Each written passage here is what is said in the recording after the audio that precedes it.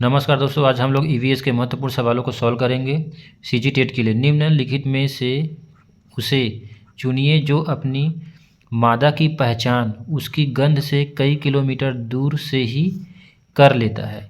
तो ये होता है रेशम का कीड़ा। रेशम का कीड़ा जो है एक विशेष प्रकार का गंध निकालती है जिसको बोला जाता है फेरोमोन। और इसी फेरोमोन की वजह से जो है वो हजारों के कई किलोमीटर दूर से ही अपनी मादा के सुगंध को पहचान लेता है। तो रेशम का कीड़ा मतलब सी जो है राइट आंसर होगा। निम्न में से कौन सा तरीका बच्चों के सीखने का रचनावादी तरीका है? तो गतिविधियों के माध्यम से बच्चों को सिखाना जो है रचनावादी तरीका है। तो ये हमारा सही आंसर होगा, गतिविधि के माध्यम से। रेखा की माँ डेस के लिए रोजाना तालाब से लाए पानी में फिटकिरी डालती है। तो तालाब से जो गंदा पानी लाती है रेखा की माँ, उसमें वो रोज़ फिटकिरी डाल देती है। फिटकिरी क्यों डालती है? इससे क्या होता है, पानी में जो मैल रहता है वो सेडिमेंट हो जाता है, नीचे अवसादित हो जाता है। तो हल्के निलंबित अपद्रव्यों को अवसादित करने के लिए ऑप्शन ए हमारा जो है सही आंसर होगा। विटामिन बी1 की कमी से होने वाला रोग है। विटामिन बी1 की कमी से होता है बेरी बेरी रोग। तो ऑप्शन बी हमारा सही आंसर होगा। स्कर्वी जो है विटामिन सी की कमी से होता है, जिसमें जो है क्या है, मसूड़े से रक्त निकलने लगता है स्कर्वी में। और विटामिन सी सबसे ज़्यादा किस में पाया जाता है? तो आंवले में सबसे ज़्यादा विटामिन सी पाया जाता है।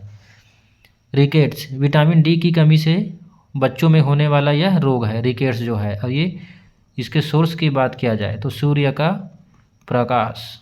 सूर्य का प्रकाश जो है विटामिन डी का अच्छा स्रोत होता है, उसकी कमी से होता है रिकेट्स बच्चों में। और बड़ों में एक और रोग होता है जिसको हम लोग बोलते हैं ऑस्टियोमलेशिया।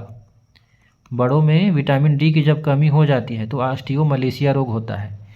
पेलाग्रा भी विटामिन बी समूह के कमी की वजह से ही होता है, तो इसको भी आप याद रखिए। पर्यावरण अध्ययन पाठ्यक्रम की अपेक्षाएं निम्न में से कौन सी है? अवधारणाएं, कौशल एवं जानकारी, आदत एवं नैतिक मूल्य। इन तीनों ही चीज़ों का जो विकास है वो पर्यावरण अध्ययन पाठ्यक्रम में शामिल करने का मुख्य उद्देश्य ये तीन ही है। अवधारणाओं का विकास करना है बच्चों के अंदर, कौशल एवं जानकारी भी प्रदान करना है, आदत एवं नैतिक मूल्य में भी सुधार करना है बच्चों के। तो उपरोक्त सभी जो है राइट आंसर होगा। ऑप्शन डी जो है सही आंसर होगा इसका। चैनल को लाइक, शेयर और सब्सक्राइब कीजिए और वीडियो को पूरा देखिए।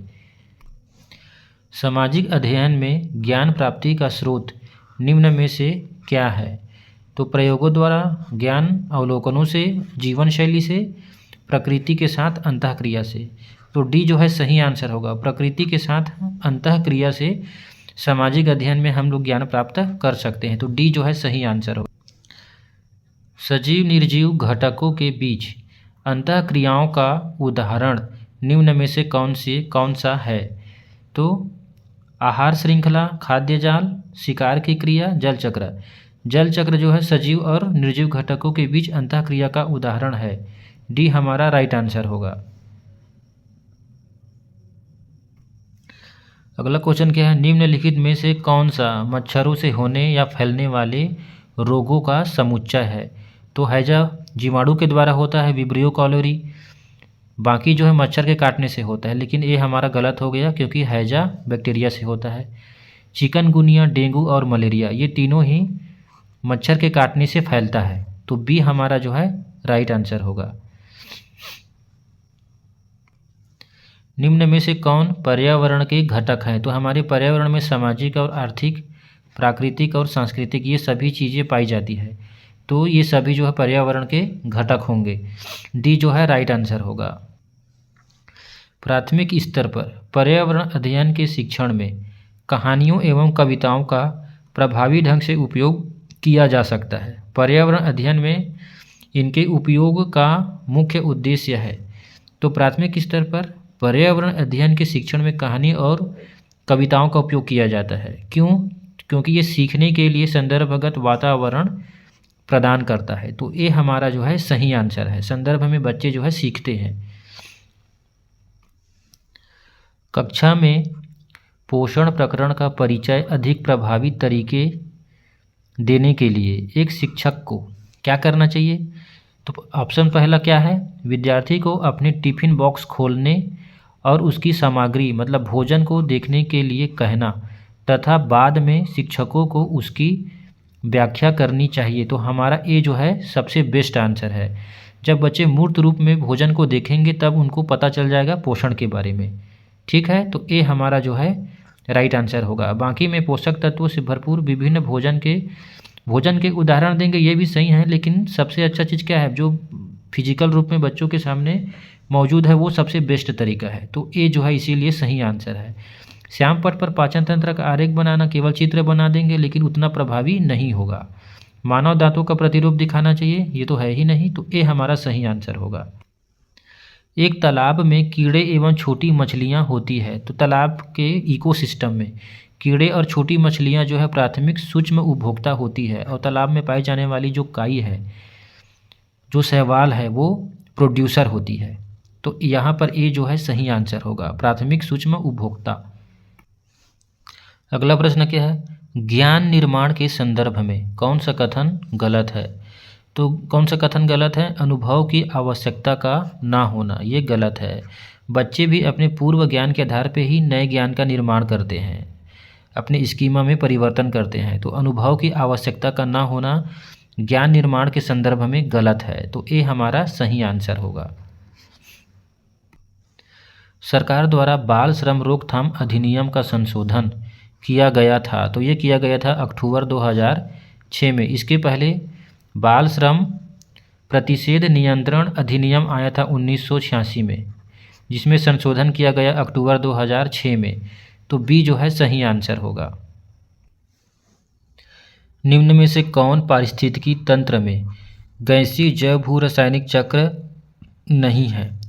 तो नाइट्रोजन चक्र, सल्फर चक्र और कार्बन चक्र, ये जैव भू रासायनिक चक्र है, गैसीय अवस्था में ये पाया जाता है। लेकिन जो फास्फोरस है यह एक अवसादी चक्र है, अवसादों के रूप में, चट्टानों के रूप में ये पाया जाता है, गैस के रूप में ये पर्यावरण में नहीं पाया जाता है। तो डी जो है सही आंसर होगा। इकोसिस्टम में गैसीय जैव भू रासायनिक चक्र नहीं है, फास्फोरस चक्र। डी जो है सही आंसर होगा। पर्यावरण अध्ययन के शिक्षक के रूप में आप विद्यार्थियों को चिड़ियाघर ले जाने की योजना बनाते हैं। वहाँ पर आप छात्रों को कौन सी एक्टिविटी या क्रियाकलाप करने के लिए अनुमति नहीं देंगे? तो पहला ऑप्शन क्या है? चिड़ियाघर के प्राणियों के लिए ढेर सारा भोजन रखने के लिए, इसकी अनुमति हम नहीं दे सकते, क्योंकि हमारे द्वारा जो भोजन दिया जाएगा हो सकता है वो चिड़ियाघर के एनिमल्स के स्वास्थ्य के लिए हानिकारक हो, तो इसकी अनुमति नहीं दी जा सकती। तो ए जो है सही आंसर होगा। बाकी चिड़ियाघर के प्राणियों द्वारा ग्रहण किए जाने वाले भोजन की जानकारी प्राप्त करना, ये तो प्राप्त कर सकते हैं। चिड़ियाघर में देखे जाने वाले प्राणियों के फोटोग्राफी इकट्ठा करना, ये भी अनुमति देंगे। और अपने साथ ड्राइंग बुक रखने के लिए, ताकि चिड़ियाघर में दिखने वाले प्राणियों के चित्र बनाया जा सके, तो ये भी करेंगे। लेकिन ये हम नहीं कर सकते, उनको भोजन देने के लिए अनुमति हम नहीं दे सकते हैं। नींद लाने के लिए ली जाने वाली नारकोटिक औषधियाँ हैं, तो हेरोइन, मॉर्फिन और अफीम, ये तीनों ही नींद लाने वाली क्या है? नारकोटिक दवाइयाँ हैं। तो डी जो है सही आंसर होगा, उपरोक्त सभी। बच्चों के सीखने की प्रक्रिया में शिक्षक की भूमिका निम्न में से क्या होती है? तो शिक्षक की भूमिका एक फैसिलिटेटर के रूप में होती है, मार्गदर्शक के रूप में होती है। तो डी जो है सही आंसर होगा। पारिस्थितिकी तंत्र इकोसिस्टम किसकी सबसे छोटी इकाई है? तो इकोसिस्टम सबसे छोटी इकाई है बायोस्फीयर अर्थात जीवमंडल का। जीवमंडल का सबसे छोटा इकाई होता है इकोसिस्टम। तो सी जो है राइट आंसर होगा। निम्न में से कौन सा कौशल सर्वथा भिन्न है? साइकिल चलाना, तैरना, भाषा सीखना, बच्चों का चलना सीखना। तो सी हमारा सही आंसर होगा, भाषा सीखना बाकी स्किल से अलग है। साइकिल चलाना, तैरना और बच्चों का चलना सीखना, ये सब ग्रॉस मोटर स्किल में भी आ सकता है मतलब ग्रॉस मोटर स्किल। ठीक है, तो सी जो है सही आंसर होगा, भाषा सीखना। निम्न में से किस विधि से छात्रों को जानकारी पेश करने के लिए प्रोत्साहित किया जा सकता है? छात्रों को जानकारी पेश करने के लिए हम प्रोत्साहित कर सकते हैं किन विधियों से? चित्र बना के, बिल्कुल, तालिकाएं बनाकर और प्रक्रियाओं के प्रवाह रेखा चित्र बनाकर। ये तीनों ही तरीके से हम बच्चों को जानकारी पेश करने के लिए प्रोत्साहित कर सकते हैं। तो उपरोक्त सभी जो है राइट आंसर होगा। D option will be correct answer. निम्न में से कौन रचनावादी ढंग से सीखने की प्रक्रिया का भाग नहीं है?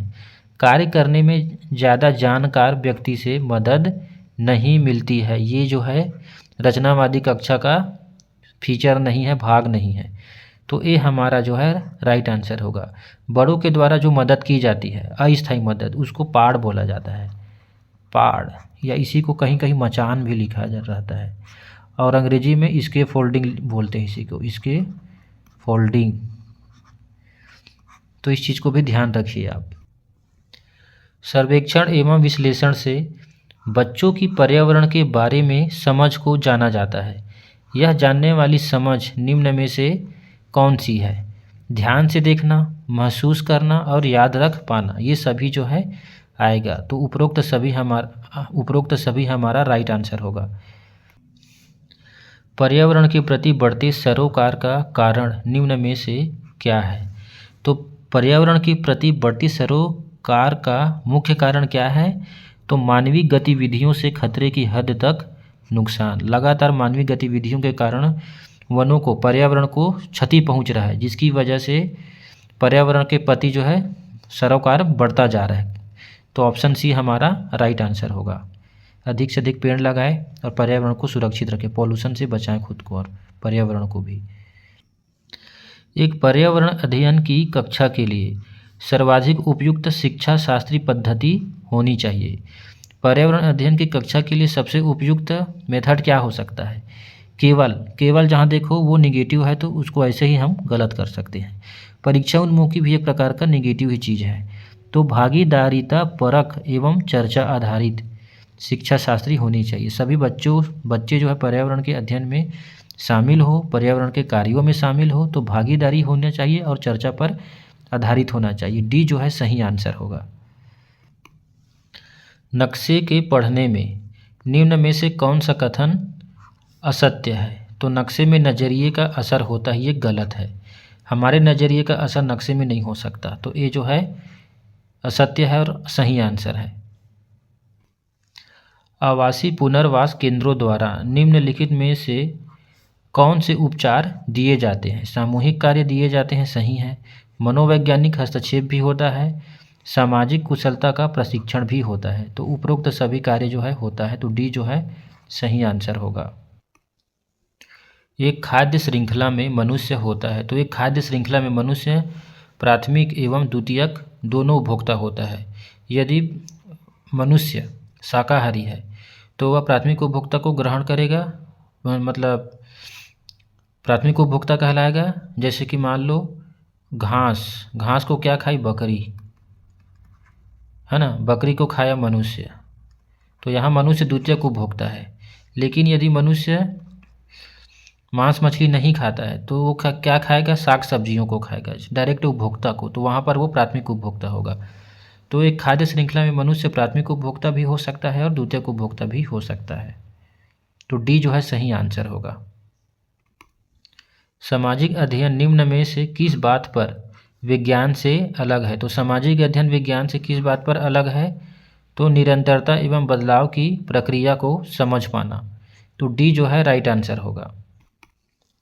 किसी कारखाने में कार्य करने के लिए देश से कम उम्र के बच्चों को नियुक्त नहीं किया जा सकता। तो इसमें आएगा 14 वर्ष। 14 वर्ष से कम उम्र के बच्चों को कारखाने में नियोजित नहीं किया जा सकता है। तो ये हमारा सही आंसर है। हमारे भारतीय संविधान का अनुच्छेद जो 24 है वो भी बाल श्रम पर रोक लगाता है। ठीक है, तो ऑप्शन ए हमारा राइट आंसर होगा। ये थे ईवीएस के और साइंस के प्रश्न। वीडियो अच्छा लगा होगा तो लाइक, शेयर और सब्सक्राइब कीजिए। धन्यवाद।